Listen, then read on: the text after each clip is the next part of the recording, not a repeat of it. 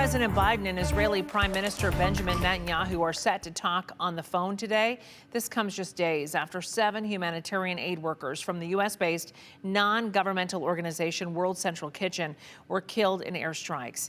The attack has sparked global outrage and increased calls for a ceasefire there in Gaza. NBC's Bree Jackson has the latest from Washington. Questions remain about Israel's airstrike on a World Central Kitchen convoy in the Gaza Strip. Some of the people that died were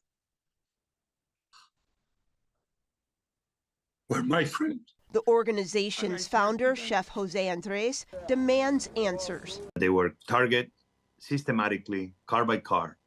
They attacked the first car, but there are 7 on top of a list of more than another 190 humanitarian workers that they've been killed over the last 6 months. Israeli Prime Minister Benjamin Netanyahu admits his forces are responsible for what he called an unintended strike.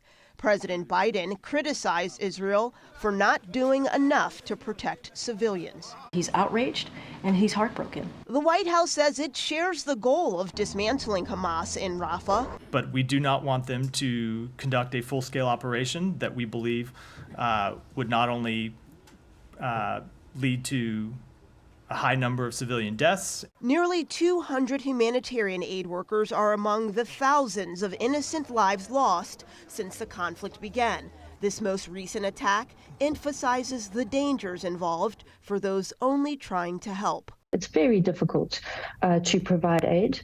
There are so many challenges and barriers. Humanitarians and civilians should never be paying the consequences of war. For now, the World Central Kitchen has paused its efforts to deliver much-needed aid to Gaza. In Washington, Bree Jackson, NBC News. And the strikes on these aid workers sure to be a topic of conversation when President Biden speaks with Netanyahu today on the phone. The last time they talked was back on March 18th. We'll let you know what we find out about their conversation.